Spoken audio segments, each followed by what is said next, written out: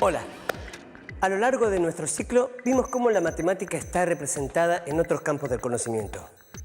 Hoy trabajaremos con unas relaciones métricas propias de la geometría, que se pueden reconocer en la naturaleza, en el arte y en la ciencia. Cuando nos referimos a relaciones métricas, una de las más interesantes es, sin dudas, la relación áurea, también conocida como divina proporción, media áurea, número de oro o regla dorada. La relación áurea no es un descubrimiento moderno, por el contrario, fue formulada en la obra fundamental de la geometría griega, Los Elementos de Euclides del siglo III a.C. En el libro se presentaban una construcción geométrica llamada división de un segmento en media y extrema razón. Pero, ¿qué es la proporción áurea? Escuchemos a un especialista. El número de oro fue definido por los griegos y fue considerado una especie de patrón que tenía que ver para ellos con el arte, ¿no? Con todo su concepto de la belleza adentro del arte. La definición es muy simple. En realidad lo que uno dice es, bueno, tengo un segmento y lo divido en dos partes de manera tal que todo el segmento dividido a la parte más grande sea igual a la parte más grande dividido a la parte más chica. Bueno, si uno calcula esa proporción, o sea, la razón que da ese cociente entre segmentos es un número que es independiente de lo que mide el segmento y es un número irracional que es 1,618, etc. Y ese es el famoso número de oro. Entonces, la idea es que eso es, digamos, en el arte griego era una especie de certificado de belleza, ¿no? O sea, si algo se rige por las proporciones áureas, digamos, estaba hecho de acuerdo a los parámetros que ellos tenían, ¿no? El Partenón, por ejemplo, y bueno, si uno se pone a medir, y todo está basado en la proporción áurea. Y de hecho el número de oro se llama Phi porque es la inicial de Fidias, el escultor griego, que fue el que hizo los frisos del Partenón y todo.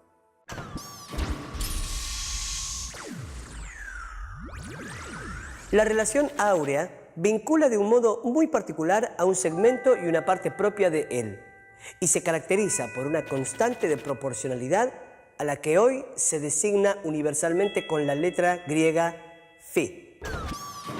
La proporción áurea aparece al dividir un segmento en dos partes desiguales de una manera particular, conocida como división en media y extrema razón. La división en media y extrema razón consiste en cortar una línea en dos partes desiguales de manera que la línea completa sea a la parte más grande como esta es a la menor.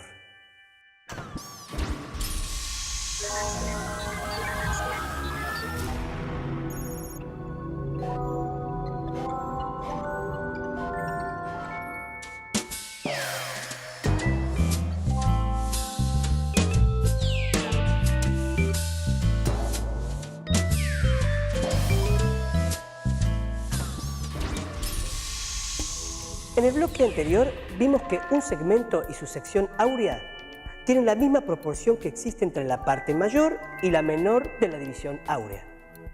Es igual a decir que si D es el punto áureo del segmento AB, entonces la relación entre las longitudes de AB y AD es la misma que entre AD y DB.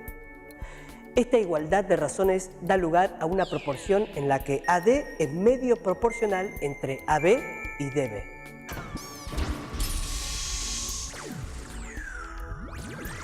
La idea de la construcción de la relación sección áurea de un segmento es tan simple como perfecta. El segmento de partida es AB. Para encontrar la sección áurea se dibuja perpendicularmente en un extremo B, otro segmento que mida exactamente la mitad de AB. Se forma así un triángulo rectángulo en el que un cateto, AB, es el doble del otro, BC.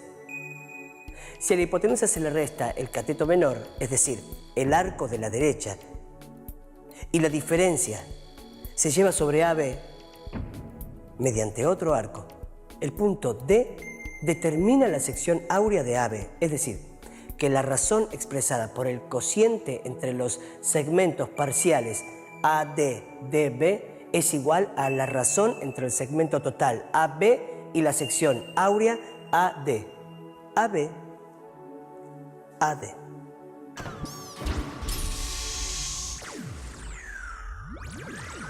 Esta forma de dividir segmentos permite construir una familia de rectángulos que son semejantes, es decir, rectángulos cuyos lados son proporcionales.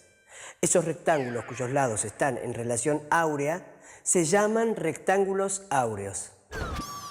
Les propongo construir un rectángulo áureo a partir de un cuadrado. Tenemos que marcar el punto medio de la base. Luego, con un compás, tomamos la distancia desde ese punto medio hasta uno de los vértices superiores del cuadrado. Y trazando un arco, llevamos esta medida a la prolongación de la base del cuadrado. Como resultado, tenemos más de un rectángulo áureo. Por supuesto que el rectángulo ampliado es áureo. Y también es áureo el rectángulo nuevo, más pequeño, adyacente al cuadrado. Pero ese pequeño rectángulo puede descomponerse en un cuadrado de lado igual al lado menor del rectángulo y un rectángulo que también es áureo.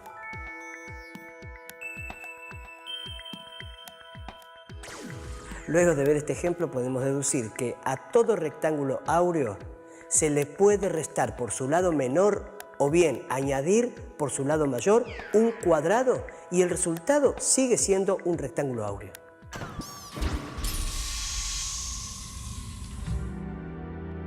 Para los griegos, y en especial para los renacentistas, la proporción áurea de esta familia de rectángulos era un ideal de belleza.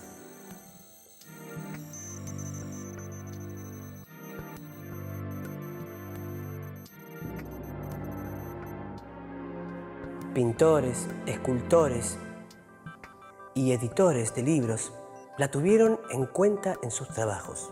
Por ejemplo, sus normas eran muy tenidas en cuenta en el diseño de la caja y los márgenes de los libros. Actualmente los rectángulos áureos están en nuestro alrededor aunque pasen desapercibidos. Los podemos ver en las pantallas de la mayoría de los televisores, en las tarjetas de crédito, en las fotografías y hasta en los cuadernos.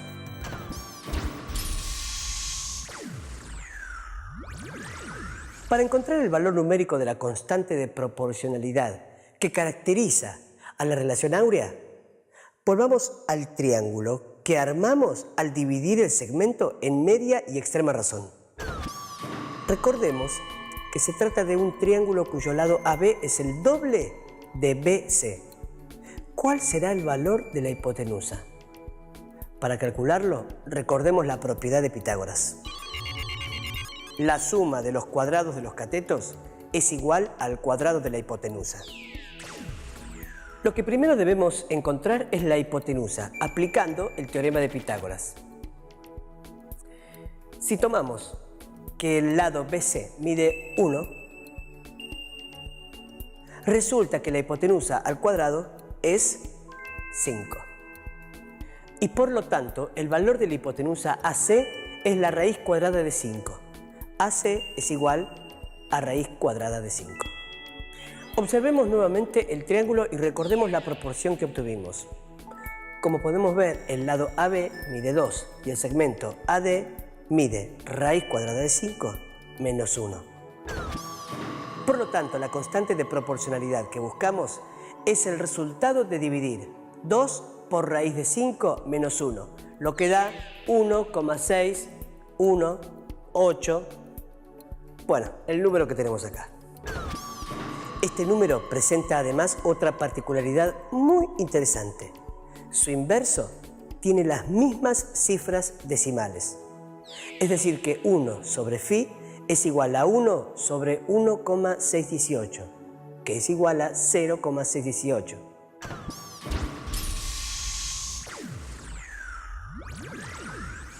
La importancia geométrica de la relación áurea se percibe claramente al estudiar el ejemplo del pentágono regular, porque sus elementos están relacionados entre sí por esta proporción. Veamos qué pasa con el pentágono. El lado del pentágono regular es sección áurea de la diagonal y cada diagonal a su vez divide a las otras en dos segmentos que guardan entre sí la relación áurea. El radio de la circunferencia circunscripta al pentágono regular es sección áurea del diámetro de la circunferencia inscripta.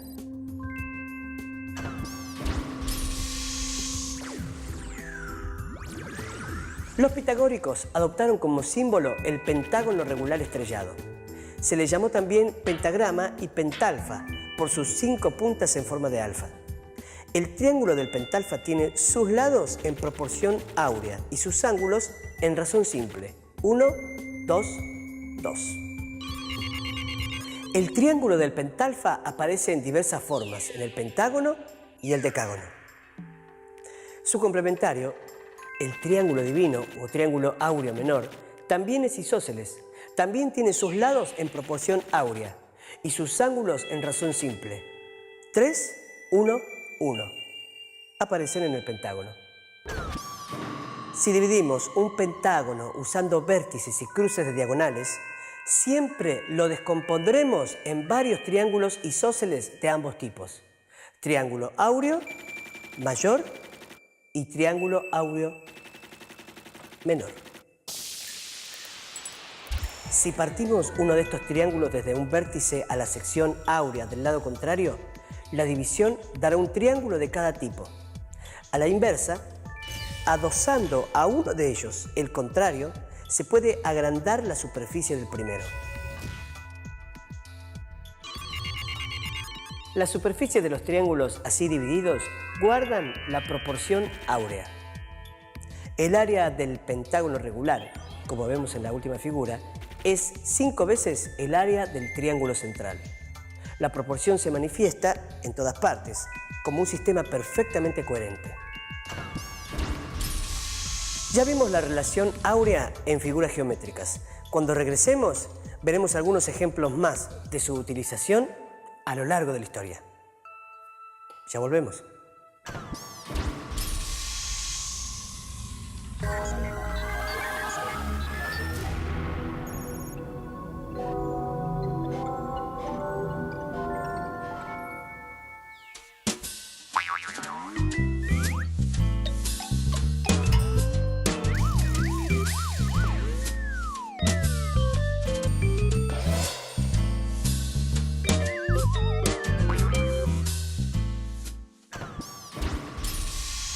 Les voy a contar la historia de un amigo mío que es matemático, Cornelio, que decidió dedicarse a la cría de conejos.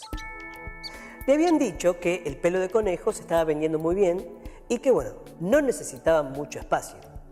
No sabía nada del tema y se puso a averiguar. No me pregunten cómo ni quién, pero alguien le contó que los conejos se volvían adultos al mes y ya podían reproducirse. No se le ocurrió nada mejor que empezar a hacer cálculos sobre cómo le iba a ir con el negocio y pensó, sí, arranco con una pareja de conejos, recién nacida. Al mes van a ser adultos y por lo tanto, al mes siguiente, el tercero, tendrán sus crías. Supongamos, para hacerlo simple, que cada pareja tiene solamente otra pareja de conejos. Al tercer mes, tendré 2 parejas, una adulta y otra joven. Al mes siguiente, el cuarto, tendré 2 parejas adultas y una joven, la que nació como segunda camada de la primera de las parejas. Al mes siguiente ya tendré 5 parejas, 3 adultas y 2 jóvenes. Al siguiente tendré 8 parejas, 5 adultas y 3 jóvenes. ¡Ah! Es fácil, pensó mi amigo. Cada mes tengo la suma de la que tenía en los 2 meses anteriores, salvo en el primer mes. Es cierto. El primer mes tiene una pareja, el segundo tiene una, el tercero 2, después 3, luego 5, 8, 13, 21, 34, 55, 89, 144. Así, mi amigo llegó a la conclusión de que consiguiendo una pareja de conejos, al año iba a tener 288 conejos. Pero cuando miró los números, como era matemático, enseguida se dio cuenta de que conocía la sucesión de números que había calculado. Claro, dijo, es la sucesión de Fibonacci. Esto es una señal, porque las divisiones de los números sucesivos en la sucesión de Fibonacci se van acercando al número de oro. El negocio va a ser brillante. Tanto lo entusiasmó descubrir el número de oro que decidió que iba a comprar una pareja sola de conejos y esperar a que se reprodujeran para llenarse de plata vendiendo el pelo. Negocio redondo, poca inversión y gran rédito. Pero, desgraciadamente, las cosas se le complicaron muy rápido. Compró una pareja de conejos. Esperó que crecieran y tuvieran conejitos, pero lo que no previó era que las 3 primeras camadas de conejos iban a ser todos machos. Al 4.º mes, la coneja se murió y él se quedó criando 7 conejos machos. Después de ese intento fallido, Cornelio dejó la crianza de conejos y se volvió a dedicar a la matemática.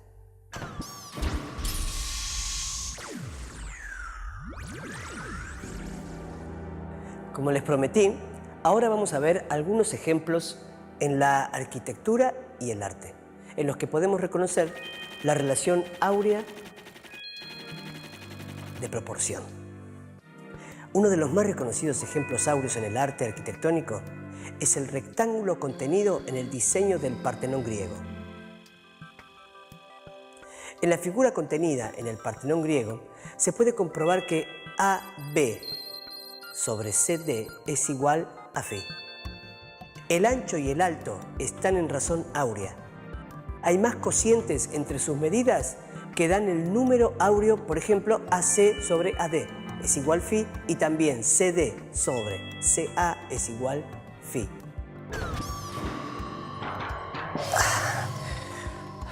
Otro ejemplo es el dibujo con el que Leonardo da Vinci plasmó al hombre ideal. Allí, el cociente entre el lado del cuadrado y el radio de la circunferencia que tiene por centro el ombligo es el número de oro. Ya vimos cómo artistas y científicos apreciaron la relación de proporción áurea. Pero lo que quizá nos pueda resultar aún más curioso es su presencia en la naturaleza. Esta relación la podemos reconocer en la espiral de los caracoles llamados Nautilus o las espirales de los girasoles.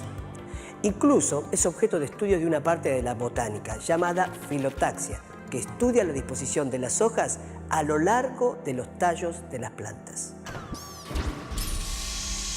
Aparece en muchos lugares. Hay algo muy curioso con el número de oro y es que aparece en la naturaleza. O sea, insospechadamente, si uno se pone a... Por ejemplo, uno agarra un caracol que tiene esa espiral y esa espiral tiene las proporciones áureas y en los cuernos de los no sé qué mamíferos. O sea, aparece en la naturaleza en un montón de lugares. Y después en el arte, no solamente en el arte plástico, sino por ejemplo en la música, muchos compositores explícitamente usaron la proporción áurea. Y se la usó en muchos lugares. Por ejemplo, en las cartas de tarot, si uno divide un lado, el lado más grande divide el más chico, da el número de oro. O sea, como que le atribuían así propiedades muy especiales a ese número.